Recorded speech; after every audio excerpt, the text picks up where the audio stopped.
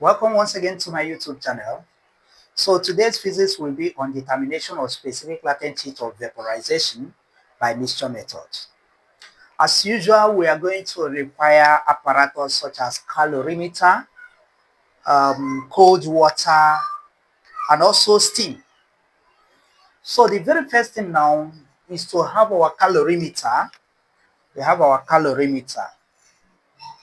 Now the calorimeter comes with stirrer and a thermometer. So we have this as thermometer. So you have to weigh this very calorimeter to get the mass of the calorimeter with the stirrer and thermometer in it. So we have the mass of calorimeter. Mass of calorimeter. So at this very point, we have to fill the calorimeter with some cold water. So if you pour cold water here, so we have a cold water. We have a cold water. So here is the cold water. So at this very point, you need to reweigh the calorimeter to find the mass of cold water poured into it. So when you reweigh this very calorimeter, then you are going to get mass of cold water and the calorimeter. That is mass of calorimeter plus cold water. So at this very point, it will now be easy for you to determine the mass of the cold water. So the mass of the cold water will now be mass of calorimeter and the water minus mass of empty calorimeter. That gives mass of cold water. And again, at this very point, you should remember that the cold water is in contact with the calorimeter. Hence, the temperature you are going to measure as the initial temperature of the cold water will be the same thing with the temperature of the calorimeter. Hence, we have temperature of the cold water being equal to temperature of the calorimeter. So here gives the temperature of the water and the calorimeter. So at this very point, you now have to pass the dry steam into the water inside the calorimeter. So when you pour the steam, as in you pass the dry steam here, let's say we have the dry steam. So we have this as a dry steam. Now, you have to stir the water until all the steam is condensed. Okay? Once you have stirred it and it condenses, then you now need to determine the final temperature of the mixture. So we have Tm as what? The final temperature of the mixture. So at this very point, you need to finally reweigh the calorimeter. Now, as you are reweighing the calorimeter, you are now going to obtain the mass of calorimeter containing steam and the water. So in that very case, it will now be easy for you to calculate the mass of condensed steam. So once you reweigh it, you have mass of calorimeter, water, and the steam. So this gives mass of calorimeter, water, and the steam. Mass of calorimeter, water, and the steam. So in order to get mass of the condensed steam, we now take mass of calorimeter, water, steam, minus mass of calorimeter, water. So that gives mass of condensed steam. So as we've got all the parameters required, we are now good to go. Now, at this very point, we need to recall the assumption of conservation of energy, that there is no energy loss to the environment. So at this point, we have to recall that the calorimeter and the water absorbs heat, which was transferred by the steam. So the steam loses what? Heat. while the calorimeter and the water gains heat. So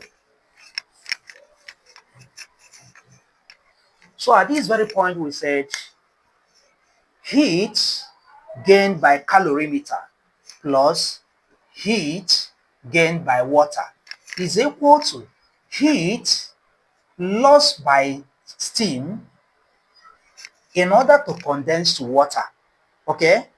And again, heat lost by steam in order to be raised to a particular temperature. So this one is heat in order to what? To condense to water. While this one is heat gained by that same condensed steam in order to be raised to a particular temperature. Okay? So at this very point, we have heat gained by calorimeter as mass of the calorimeter, specific heat capacity of the calorimeter, then the temperature change of the calorimeter.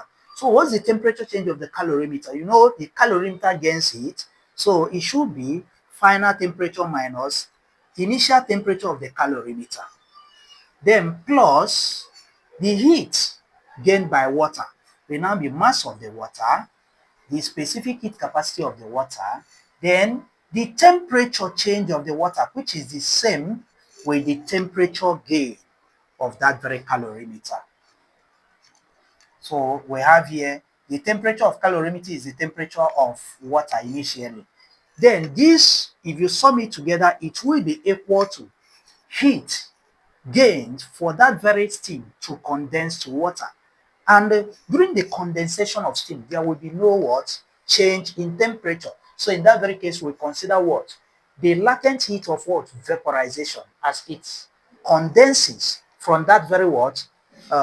Steam form to liquid form. So we have M, which is the mass of the steam, the latent heat of vaporization of the steam, then plus the heat required in order to raise the steam to a particular temperature will now be mass of the steam, then the specific heat capacity of the steam, then the temperature rise of the steam. You know, the initial temperature of the steam minus the final temperature of the steam. Now, the initial temperature is a fixed temperature, which should now be what? Maybe from 100 degrees Celsius decreases to that very temperature, theta m. We have it in this way. So if we simplify this, then we make the latent heat of vaporization the subject.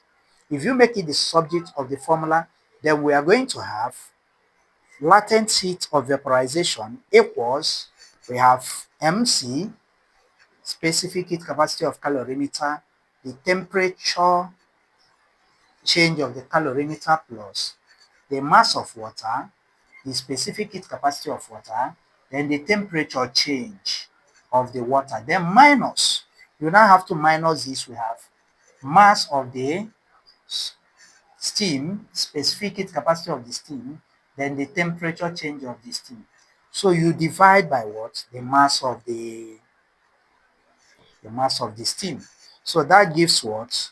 Formula for calculating latent heat of vaporization. So let's move into calculation and solve one or two exercises. Okay, so we have a question on the board. It reads, calculate the energy required to vaporize 50 grams of water initially at 80 degrees Celsius.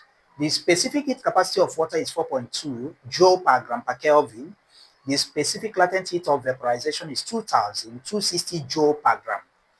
So in this very case, you see the mass is in gram, but we are not going to convert it because we have the specific heat capacity in joule per gram per Kelvin. Even this specific latent heat also in joule per gram. So we have to consider what? 50 gram without doing the conversion to kilogram. So solution, calculate the energy required. So we are now asked to calculate H, which is the heat required to vaporize 50 grams of water. So we have the mass of the water as 50 grams. Initially at a temperature, that's the temperature of the water, is 80 degrees Celsius. Then at this very point, we are to vaporize it. Now, to vaporize it simply means it has to reach 100 degrees Celsius, which means the final temperature, the temperature of the mixture must be what? 100 degrees Celsius, because vaporization takes place at a fixed point known as a boiling point. So for it to be vaporized, the temperature has to be raised to 100 degrees Celsius. Then we have the specific heat capacity of water, which I can write in this way as 4.2 joule per gram per Kelvin. Then we have specific heat capacity, specific latent heat of vaporization, as 2260 joule per gram. Now, we have a formula that the heat required to raise that very temperature from 80 to 100. We have mass of the water, specific heat capacity of the water, then the temperature change of the water, which will be temperature of the mixture minus temperature of the water initially. Okay? So, plus, we need to vaporize it. Hence, the heat responsible for vaporization of water is latent heat of vaporization, which will be mass of the water, okay, then times latent heat of what? Vaporization. So we have the formula here. Mass of the water is given as 50 grams. The specific heat capacity of water is given as 4.2. Then the temperature change, 100 minus 80. So we have 100 minus 80. Then plus the mass of the water is also 50. Then times, we have the specific latent heat of vaporization as 2260. So our heat now becomes 50 times 4.2. 100 minus 80 is 20. So we have this plus 50 times 2260. Okay? So here we are going to have H equals 50 times 4.2 times 20. Then we are going to have 4,200 plus 50 times 2,260. Then we are going to have 11300. So we add it up to 4,002. Then we have the heat given as 117,200 joule. So we have the answer in joule, or you can leave it in kilojoule. It becomes 117.2 kilojoule, and that gives the answer to the question. So if what we did was able to help someone out there, please do subscribe, share, and turn on notification for others to learn as well. See you on our next class.